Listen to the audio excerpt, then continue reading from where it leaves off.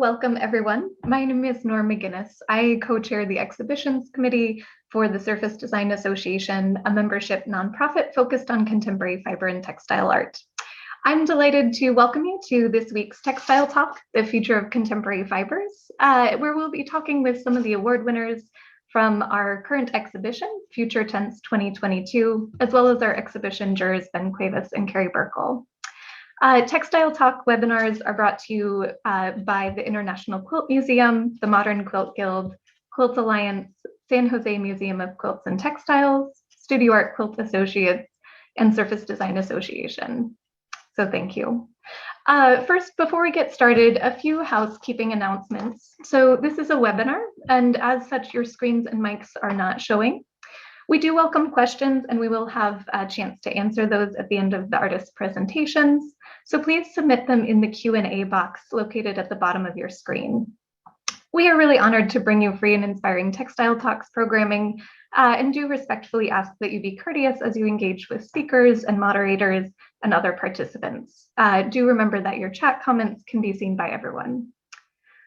Please do use the Q&A for questions, the chat box for greeting other visitors, and then the survey option for commentary or ways that we can improve. If you would prefer during the presentation not to see notifications from the chat, you can click on that chat button at the bottom of your screen to toggle them on or off.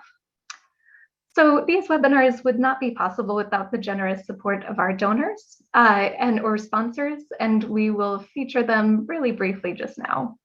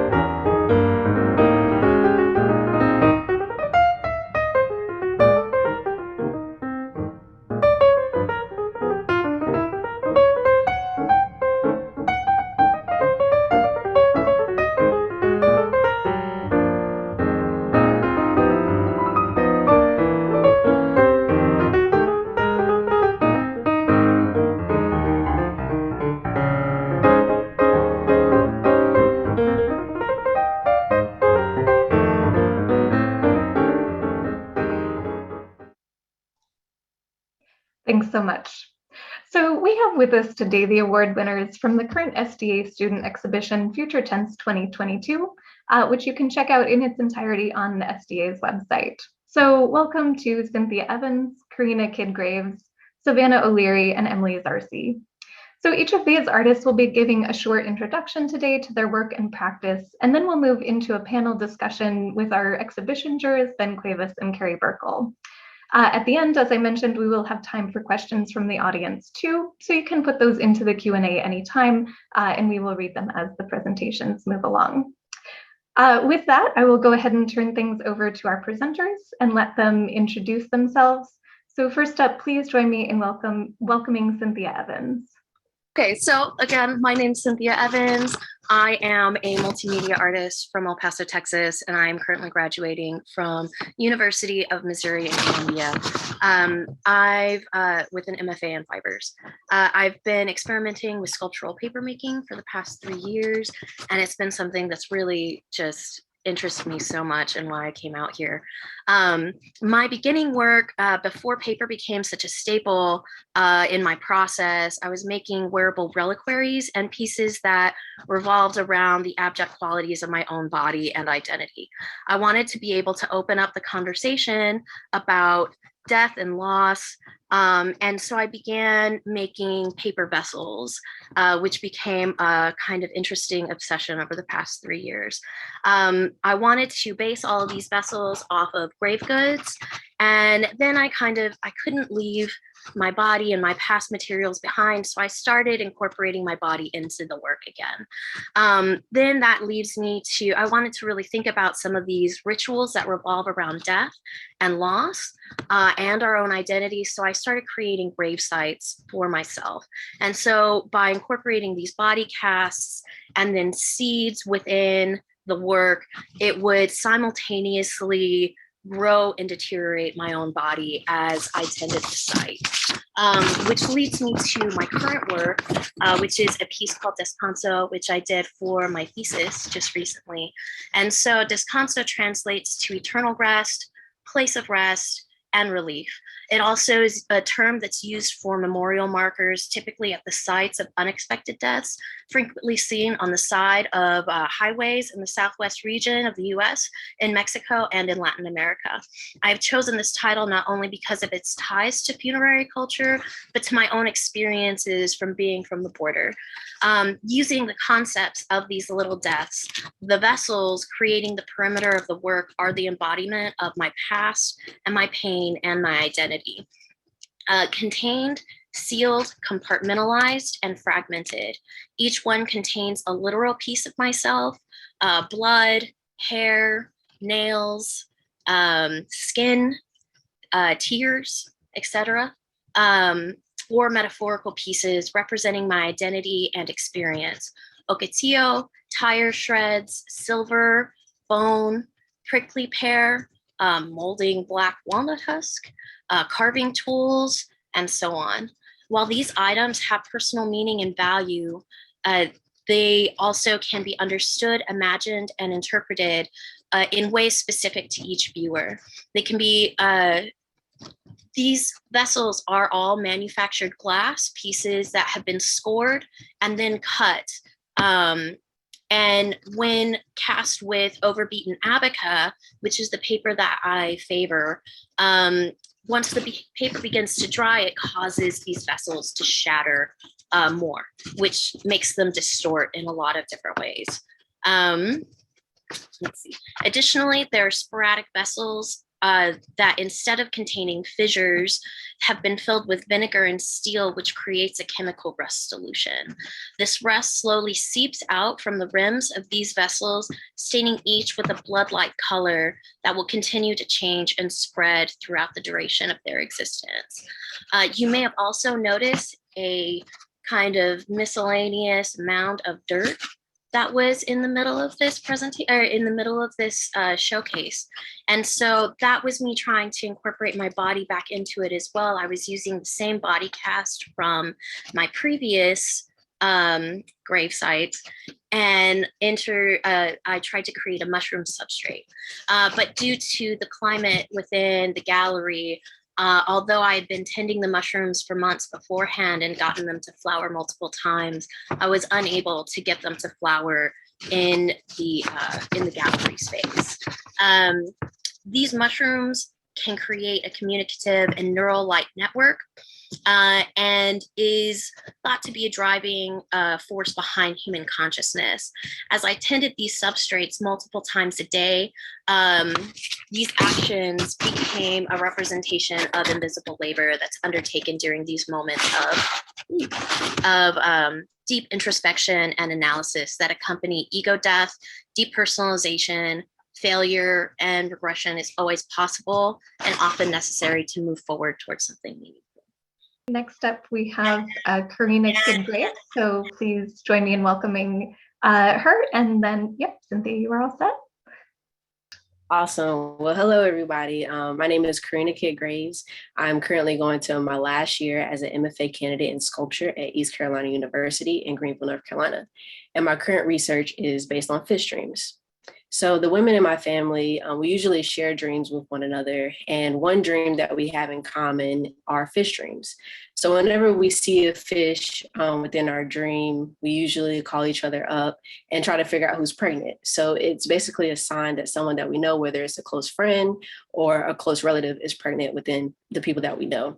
So I like to, for my research, I've been trying to figure out different ways to portray this idea through different mediums. So I'll start with this piece that's actually in the exhibition titled Dreamfish. And this is a piece that I was able to create using Photoshop, Adobe Capture, and Procreate to create a digital collage that I was able to weave using the TC2 or the Thread Controller 2 loom that we have on campus. And so I wanted to portray myself sleeping and entering into a fish dream. Now moving into my sculptural work, I work mainly in assemblage. So I collect different materials that have been recycled and repurpose them into my own sculptural practice. So as you see here in this piece, I've worked with recycled carbon fiber to create the fish imagery and also recycled metal to create a water form along with insulation spray foam. And so I really wanted to play with showing how the fish might be presented in a fish dream, because when we have these dreams, the fish doesn't necessarily have to be specific. So it could be a fish that we usually catch when we go fishing, or something that's more abstracted, or something that's more colorful in a sense. So I really love playing with pattern and texture in that way. And another practice that's come into my textile work is using a tufting gun. So I've been working with that to create tufted pieces that I can incorporate along with my sculptures as well. And also continue to work with the carbon fiber just to play more with the colorful pattern imagery of a fish that you might see within the dream. And so going back to more of my weavings, I knew eventually I wanted to incorporate my family into my weavings. And so this weaving, Granddad's Catch, this is actually my grandfather with his catch from last year. And although he doesn't really look into his dreams as much as the women in my family do, I wanted to use his imagery as a start to portray him in more of a pattern dreamscape. And continuing with the idea of how my family shares this dream, I found this naturally warped piece of plexiglass, which mimicked water really nicely. And I added these bobbers and fishing lines and a fish on the inside to represent how when we do have these dreams, we usually call each other up or we text each other to try to figure out who's actually pregnant. So on the inside of this piece, there's a polymer clay created fish that is that I molded and is actually being caught to represent the fact that we've actually found out who's pregnant. And I also wanted to kind of bring this idea back into my own weaving design as well, with the bobbers playing with the movement of how they move across the water and then having the different fish represent themselves to a person that's having this dream. And for my final piece, Meditation Womb, this is one of my larger scale sculptures where an audience member will actually be able to walk inside of. And I wanted to kind of replicate the form of the womb and continue to work with recycled materials like these tires that I felt were a great soft and hard material, but also had a beautiful texture and textile-like quality to them. And to complete this piece, I'm working with the textiles department at East Carolina University to print out a actual textile design that I've created in Adobe Capture that will be inlaid on the inside, and also to create a tufted floor piece that will be laid on the bottom. So that way when an audience member walks into this piece, they'll feel as though they walked into a dream. And that is all the work that I have to show you today. So thank you for your time. And if you like to keep up with my work, you can follow me here on Instagram. All right. So next up, we have Savannah O'Leary. So Savannah, if you would like to hop on. My name is Savannah O'Leary. I am super excited to be here. I am super grateful for this opportunity. This is my first time doing anything like this, so please bear with me, but I am so excited to share my work with everyone. I graduated from Georgia State University in May with a BFA in ceramics. And in my last semester, some of my professors encouraged me to take a sculptural textiles class. And even though I didn't have a lot of experience sewing, I did it, and I just really fell in love with textiles. This is one of the pieces that I made in that class called Fold. I made it out of 3 different colors of knit fabric that I sewed into these pillows and filled with rice. In between the pillows, you can see a hand that I made from a mold of my actual hand grabbing my skin, and I cast it in a material called aqua resin, which is very versatile. It picks up all the details in the mold, so you can see all of the texture in my hand, and I was able to pigment it to match the rest of the fabric. As you can see, I didn't attach any of the pieces together so that every time I install this piece, I can change the way that it's stacked and twist the forms to create these different textures and kind of allow the piece to hang and sag in different ways every time I install it. This is significant to me because while I was making this piece, I was thinking about the different ways that we position our bodies when experiencing pain. With this piece specifically, I was thinking about being hunched over and kind of being forced to look at your stomach and the folds that kind of form in your skin. Filling this piece with rice allowed me to allowed this piece to have a literal weight to it, which kind of reflects the literal weight and the heaviness that we can feel when our bodies are experiencing pain. And I feel like the rice also gave these forms a texture that kind of resembles cellulite and bumps on the skin and allows me to create these wrinkles that are similar to the wrinkles in our skin. This piece is a part of a larger body of work where I examine the ways that being in pain can affect someone's mental health, body image, and sense of identity. I have endometriosis. I was diagnosed about 2 years ago, which is when I started having this desire to make work about this topic. I just really wanted to express the complex feelings that come with having chronic hidden pain in a way that I struggle to with words, including ideas like body dysmorphia, having a love-hate relationship with your body, and the identity issues that can arise from having a complicated relationship with your body and perception of self. I do a lot of life casting in my work. I really enjoy the intimate process of taking a mold of the body. Using my own body is really important in my work because it is a direct reflection of my experience. And I find it really fascinating how other people can still relate to my work despite it being my body. I mainly use ceramics because I really enjoy how the clay is able to pick up all of the details in the mold and all of the skin texture. And I also really enjoy the little imperfections that come with it and how it can form cracks when it gets fired in the kiln, and that kind of reflects, the way that I view my body as kind of being imperfect. Using ceramics also allows me to manipulate the casts after taking them out of the molds in a way that I can't really do with materials like resin or plaster. And as you can see here, I've always had an interest in textiles. I just only recently started trying to incorporate it in my work, and I really enjoy the contrast between the hard ceramic and the soft fabric, and I hope that I'm able to use textiles more.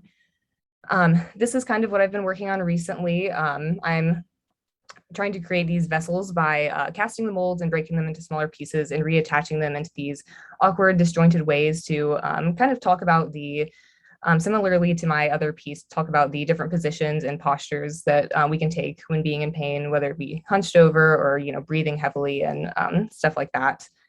I have started working on making these pieces out of clay to kind of allude to the history of the ceramic vessel as being something historically that is used to tell a story. And I'm hoping to find ways to incorporate textiles into these pieces as well now that I have that skill set.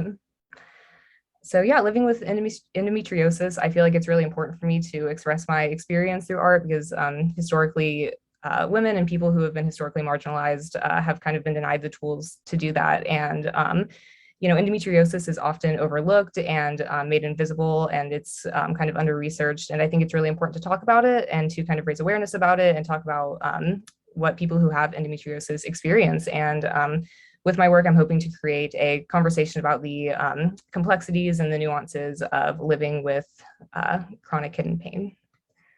So, yeah, thank you. All right. Lastly, I'm really pleased to welcome Emily Zarse.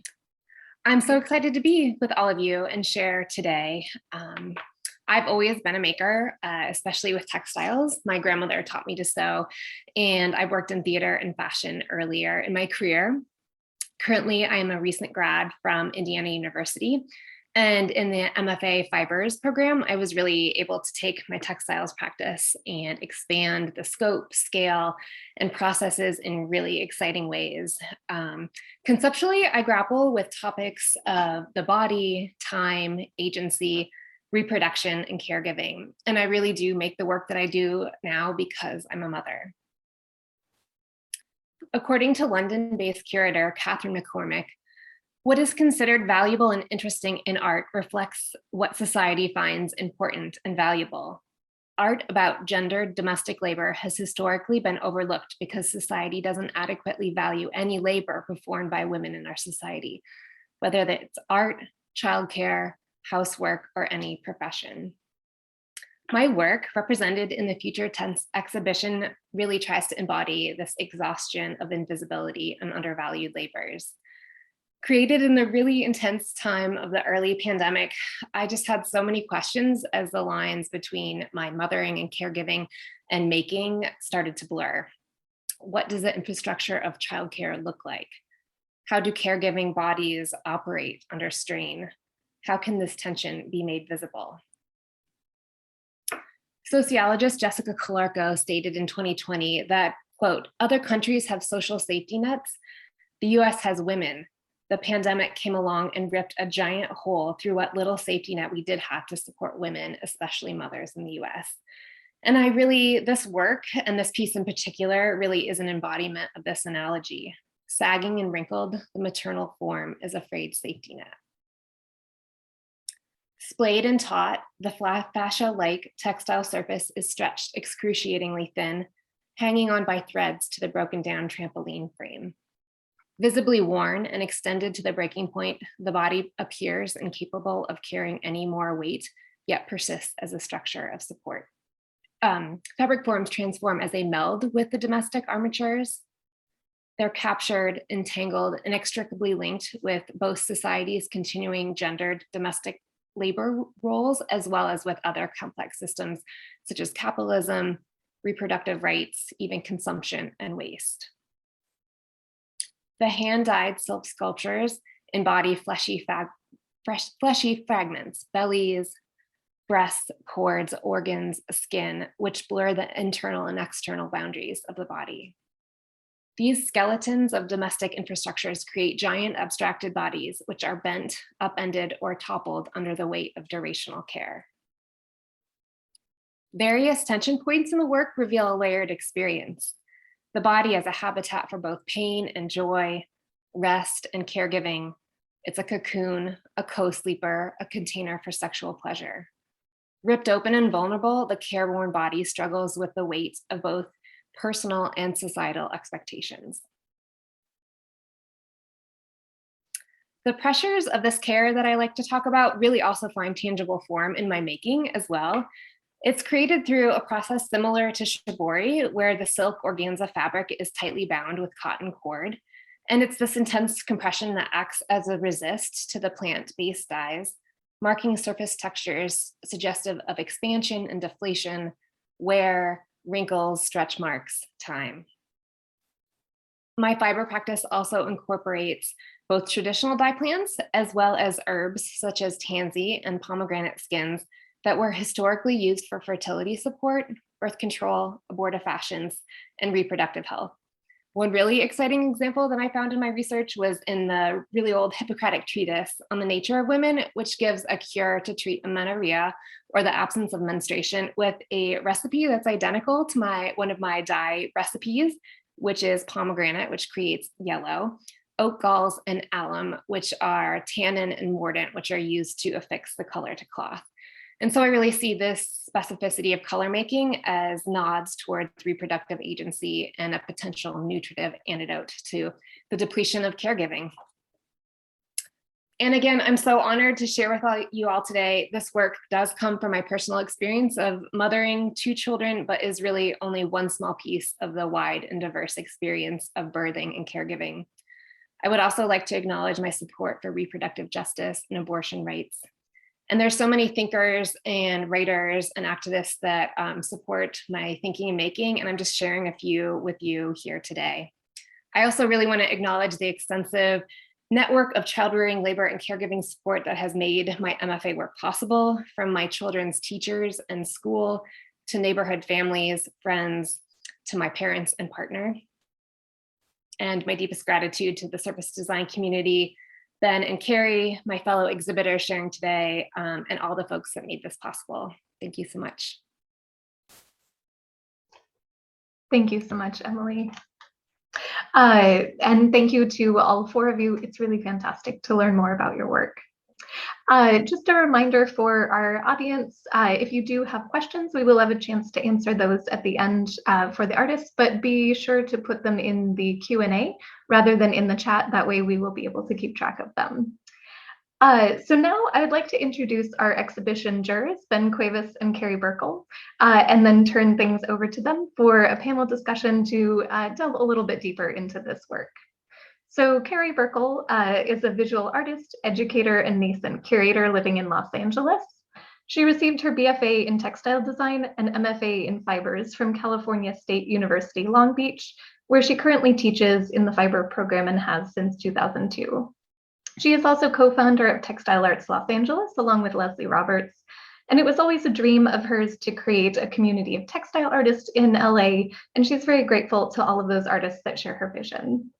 Carrie has exhibited at Craft Contemporary, Craft in America Center, Visions Art Museum, Mingay Museum, Lipa Ratner Museum of Art, Downey Museum of Art, Collins Gallery, and the University of Strathclyde, Glasgow, among others. Her work has appeared in Fiber Art Now magazine, and she is a member of Textile Society of America, American Craft Council, Surface Design Association as a Southern California rep, and California Fibers. So welcome, Carrie. Ben Cuevas is an artist working in textiles, sculpture, installation, photography, video, sound performance, and is also based in Los Angeles. His practice underscores queer and feminist ideologies with a focus on the condition of embodiment. As a queer, non-binary, HIV-positive Latinx artist, identity directly influences his work, which he often uses to raise awareness, highlighting the personal as political. Ben has exhibited around the country and is a prolific speaker and workshop leader and has been featured in numerous publications. Throughout its pluralities, his work reflects the condition of embodiment, exploring what it means to have a body, to inhabit a body, and to be incarnated in and interacting with this world. So welcome, Ben. Thank you, Nora, and thank you again to all of our wonderful presenters today. Kids, Cynthia, Emily, Savannah, your work is so profoundly moving and thoughtful, and it is a privilege to be able to honor you in this way and to let you share your work publicly. So thank you for letting us know you more. And in light of that, I'm excited to be able to ask you a few questions along with Carrie here. I wanted to start with Cynthia, and afterwards we can open this question up to other people here as well if they feel called to answer, but don't feel like you have to, but feel free to chime in if you like afterwards. But Cynthia, I'd love to know, what is the starting point of making your work? Do you have an affinity for material or process or concept? What comes to you first? Is it the idea or the making itself? I'd love to know more about that. Yeah, so for me, my undergrad, I double majored in printmaking and metalsmithing. And then going into fibers, I've always been very process oriented and really interested in materials. So through sort of like scavenging and like just, you know, as a crafter, right? Don't we just all hoard material? I really kind of start from there first and then continue on. A lot of my work has a tendency of revolving around similar topics, which is usually still like around death and loss and my own body and my issues with all of those things. So it's kind of materials first, process, and then kind of going into building conceptual meaning from there. Wonderful, thank you.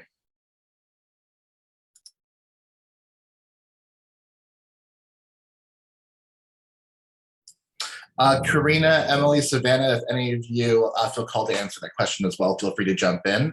Otherwise, Carrie will move us along with our next question here.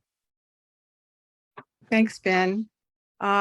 We had a little bit of time yesterday to talk to each of the artists who are here today. And one of the questions that came up is, how important is working with your hands and materials in your work?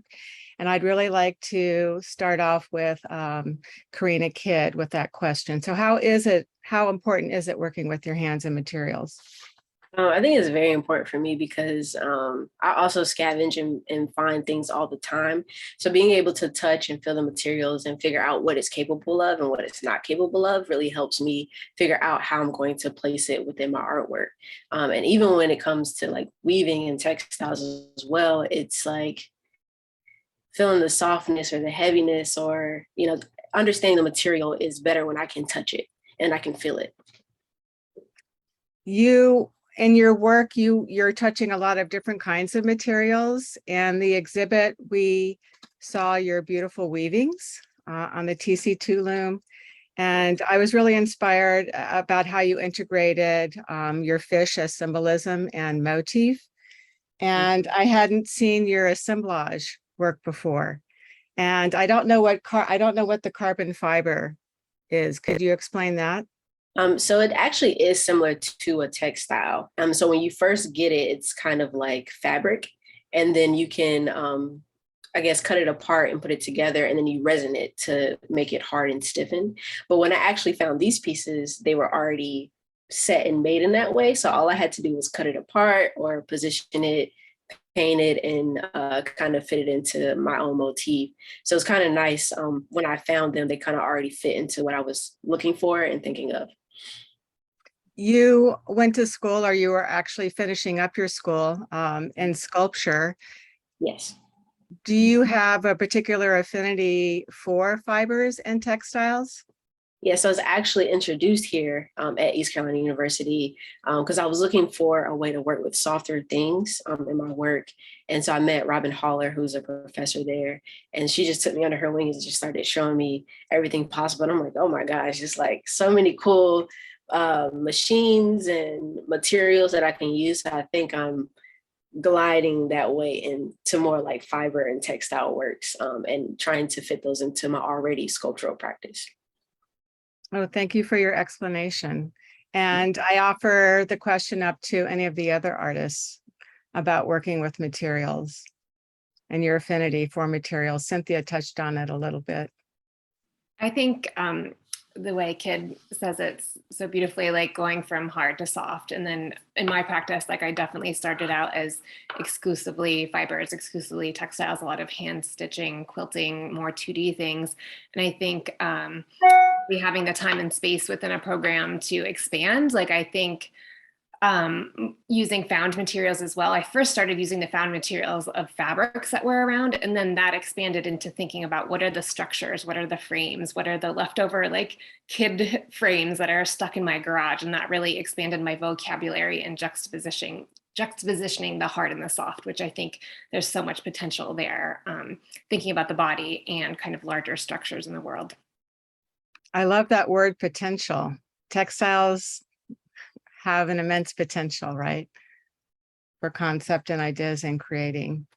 Savannah, did you want to say anything?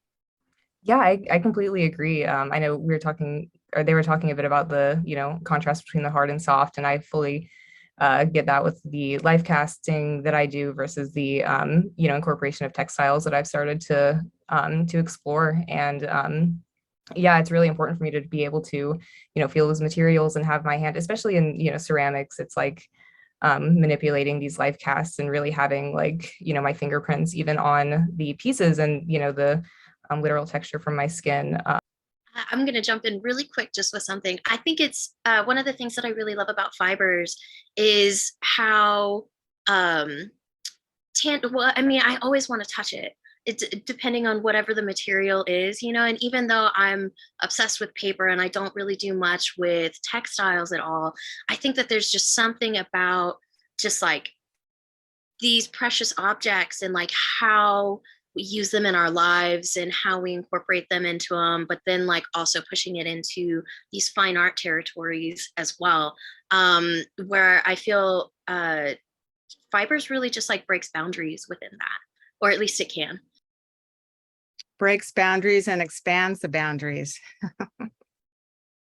Thank you, Cynthia.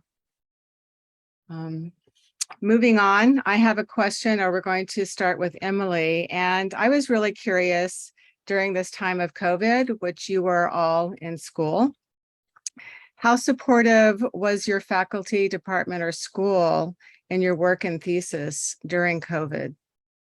Yeah, I think that's a really great question. I mean, first off, I just think returning, like being in an MFA program was just an amazing experience having structure and kind of the dedicated time and space, working with great faculty and a cohort, and then kind of adding this additional layer. I think it really brought to the foreground like the importance of making and having something, an outlet for expression. So my faculty was super supportive. They pushed me and challenged me. My cohort really created a safe space where I could be vulnerable. I do think that the pandemic kind of like the work I'm talking about, thinking about how to better support caregivers. I think institutions, even academic and art institutions, aren't designed to best support working parents or working caregivers. And I think that was even highlighted in my case. And I couldn't have completed my degree or the magnitude or the amount of work or the rigorous amount of work that I did without my parents, without all this free childcare labor that went into it. Another thing I think was really important in this time is like this virtual connectivity that happened, and it allowed me to find support and community outside of my MFA program, which was really great. There's a lot of great virtual things happening supporting artist parent academics and kind of all this other support. So I was able to find kind of care and support both in my program and outside too, in the sense that was pretty cool. Like programs like Textile Talks and SDA as well. Bravo, yes. It's great to know that you were so supported. Would anyone else like to answer that? Did you feel like you were working in isolation, or did you feel like you were? I would say a little bit of both. When I first came in, we were open for 2 weeks and then shut down. So it was like everybody was just gone. So it was kind of nice to have the isolation at times, but you miss that energy that comes with students being there and the feedback and giving back and forth. But even still, the professors were there. They still pushed us the same. We're very supportive of all the ideas. Anything I wanted to make, they were like, okay, let's do it. Like, how do you want to do it? Like, do you have the idea? Let me see the drawings. So it's always very exciting to work with them and just have them be there, because they're always consistently pushing me and the other students to do better. So they've always just been very supportive of every idea, no matter how crazy, how large or whatever, to just go for it and do it. So that was really nice. Well, thank you, Kid. Yeah, I kind of I'm like super grateful for all of my professors and the experience that I had in undergrad. And, talking about COVID, I feel like I had to take a lot of classes online, and I kind of lost some of the foundational, classes that I had to take online and couldn't physically do in person. And I'm really grateful for my professors always being willing to help me and encouraging me to try new things and fail, and helping guide me, and just being excited about the concepts that I want to explore and kind of help me flesh those out. And even with textiles, as I mentioned, I did not have much experience going into the class that I took, and my professor was there to help me along the way. And, when I had problems with the sewing machine, she was very patient with me, and I'm very grateful that I had that support. Wonderful. For me, I was really fortunate because the faculty within the art department at Mizzou were really wonderful and very supportive. Being in Missouri during the pandemic was a little rough, I'm not gonna lie. It made national news. The school itself wasn't doing a lot of things to really help people. So, I mean, it was tough, definitely. Thank you for sharing that, Cynthia.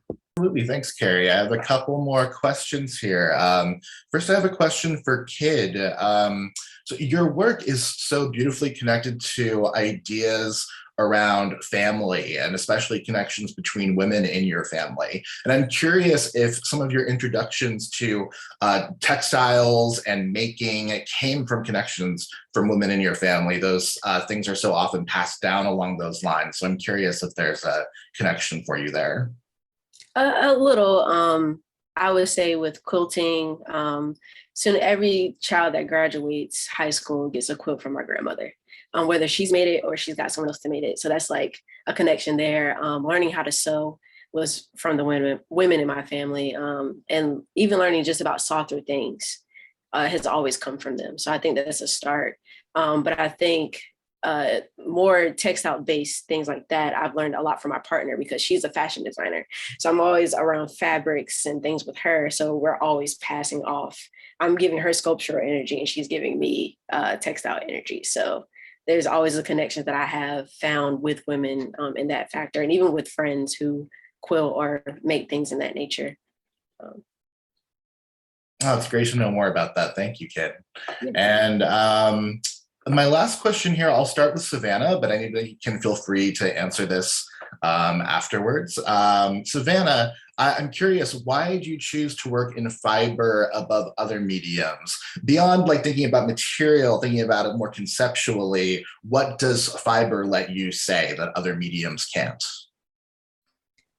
Yeah, so working with fibers has really opened so many doors with my making process. I think it is such an interesting contrast to the life casting that I do that is very hard, as we were talking about earlier, versus the softness of the fabric. And I think that textiles can really mimic the body in a very interesting way, how it can be very similar to skin and flesh and organs, and it can create these really cool visuals that you can't do as successfully with other materials, at least in my experience. And I'm also really interested in the body's relationship with fabric and how it's always something that is so intimate and like almost constantly touching our skin. I think that, you know, conceptually there is a lot of connect with the body and textiles. And I have really enjoyed kind of exploring that and seeing the contrast between, you know, my ceramic work with incorporating textiles. Wonderful. Thank you, Savannah. So anybody else want to speak to that question? In that case, I'll pass it back to Carrie for one last question. Well, this has been really exciting for you guys to share your work with a wider audience. I've enjoyed your work so much. Some of you are in the process of graduating and finishing your program. Some of you have graduated. So I always want to know, as an adjunct faculty myself, is like, what's next on the horizon for you as you venture out into the world? Are you going to apply for artist residencies? What do you have lined up? Who would like to start? What's your future in art making? How about how about Cynthia? Sorry, guys.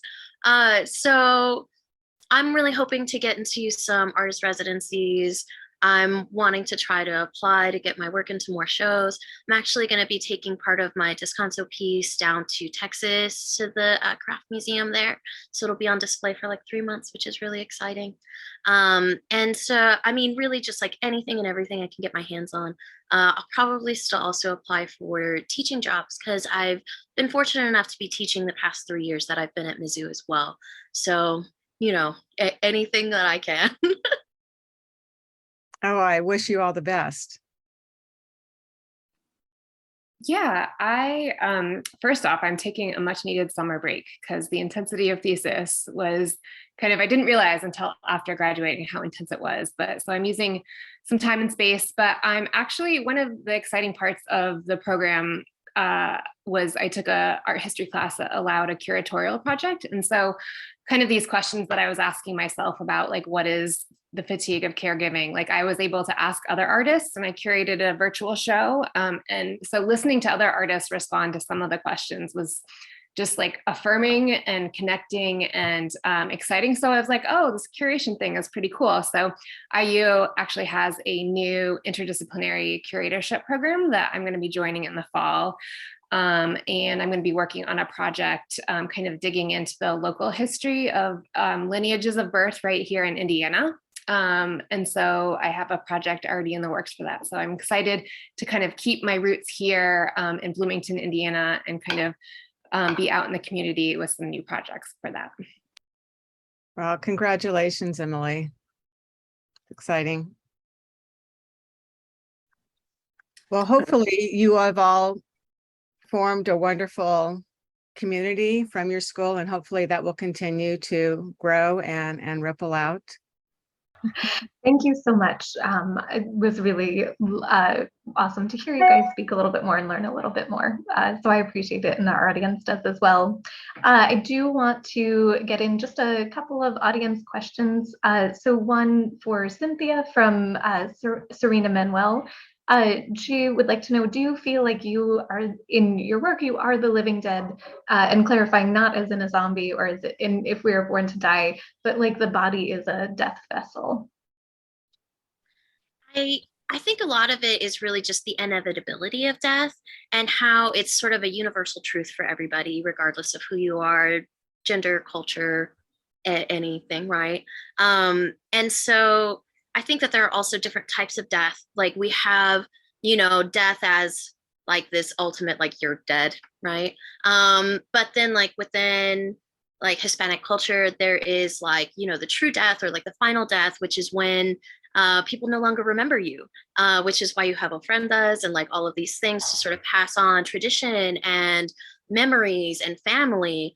And so like through that, I think that there are lots of different ways to think about death and vessels and the body and kind of just like connecting all of these things because they're so intertwined. Thanks so much, Cynthia. And then also a quick question for Emily. We had a question from Joyce Pers. What an herbal amenagogue is, you could explain.